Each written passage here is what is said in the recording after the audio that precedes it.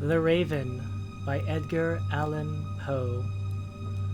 Once upon a midnight dreary, while I pondered weak and weary over many a quaint and curious volume of forgotten lore, while I nodded, nearly napping, suddenly there came a tapping, as of someone gently rapping at my chamber door.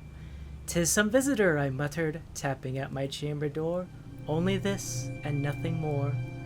Ah, distinctly I remember, it was in the bleak December, and each separate dying ember wrought its ghost upon the floor.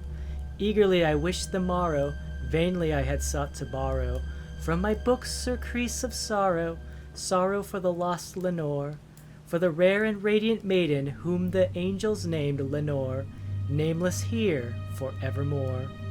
And the silken, sad, uncertain rustling of each purple curtain thrilled me, filled me with fantastic terrors never felt before, so that now, to still the beating of my heart, I stood repeating, "'Tis some visitor entreating entrance at my chamber door, some late visitor entreating entrance at my chamber door. This it is, and nothing more."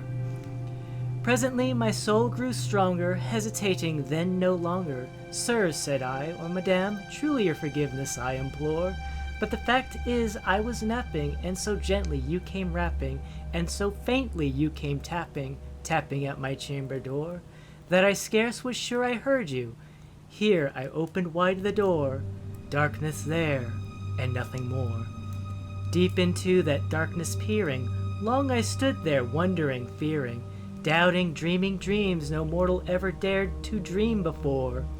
But the silence was unbroken, and the darkness gave no token, and the only word there spoken was the whispered word, "Lenore." This I whispered, and an echo murmured back the word, "Lenore." Merely this, and nothing more.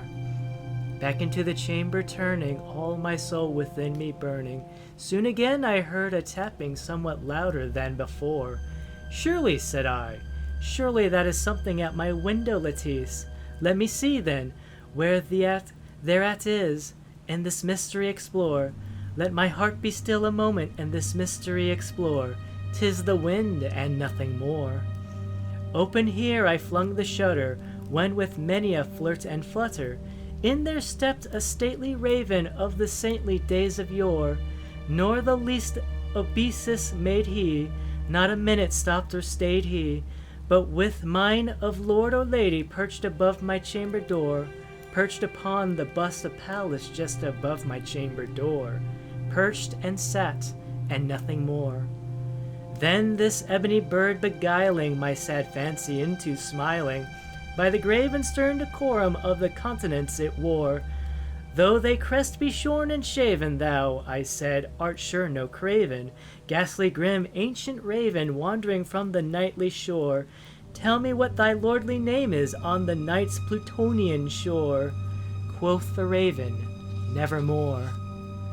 Much I marveled this ungainly fowl to hear discourse so plainly, though its answer little meaning, little relevancy bore. For we cannot help agreeing that no living human being ever yet was blessed with seeing bird above his chamber door, bird or beast upon the sculptured bust above his chamber door, with the name as Nevermore. But the raven sitting lonely on the placid bust spoke only that one word, as if his soul in that one word he did outpour. Nothing farther than he uttered, not a feather then he fluttered, till I scarcely more than muttered, "Other friends have flown before, on the morrow he will leave me, as my hopes have flown before." Then the bird said, "Nevermore." Startled at the stillness broken by reply so aptly spoken, "Doubtless," said I, "what it utters is its only stock and store, caught from some unhappy master, whom unmerciful disaster followed fast and followed faster, till his songs one burden bore, till the dirges of his hope that melancholy burden bore, of never, nevermore." But the raven still beguiling my sad fancy into smiling, straight as I willed a cushioned seat in front of bird and bust and door. Then upon the velvet sinking, I betook myself to linking fancy unto fancy, thinking what this ominous bird of yore, what this grim, ungainly, ghastly, gaunt, and ominous bird of yore meant in croaking nevermore.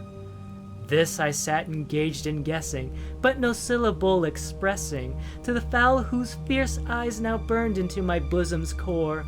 This and more I sat divining, with my head at ease reclining, on the cushion's velvet lining that the lamplight gloated o'er, but whose velvet violet lining, with the lamplight gloating over, she shall press, nevermore. Then methought the air grew denser, perfumed from an unseen censer, swung by seraphim whose feetfalls tinkled on the tufted floor. Wretch, I cried, thy God hath lent thee, by these angels he hath sent thee, respite, and nepenthe from my memories of Lenore. Quaff, oh quaff this kind nepenthe, and forgotten this lost Lenore. Quoth the raven, nevermore. Prophet, said I, thing of evil, prophet still of bird or devil, whether tempest sent or whether tempest tossed thee here ashore, desolate yet all undaunted on this desert land enchanted, on this home by horror haunted, tell me truly, I implore, is there balm in Gilead? Tell me, I implore. Quoth the raven, nevermore. Prophet, said I, thing of evil, prophet still of if bird or devil, by that heaven that bends above us, by that God we both adore, tell this soul with sorrow laden if within this distant Aden it shall clasp a sainted maiden whom the angels name Lenore, clasp a rare and radiant maiden whom the angels name Lenore. Quoth the raven, nevermore. Be that word our sign of parting, bird or fiend, I shrieked, upstarting. Get thee back into the tempest and the night's Plutonian shore. Leave no black plume as a token of that lie thy soul hath spoken. Leave my lowly nest unbroken. Quit the bust above my door. Take thy beak from out my heart, and take thy form from off my door. Quoth the raven, nevermore.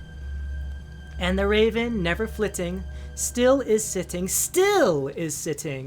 on the pallid bust of Pallas just above my chamber door, and his eyes have all the seeming of a demon's that is dreaming, and the lamplight o'er him streaming throws his shadow on the floor, and my soul from out that shadow that lies floating on the floor shall be lifted nevermore.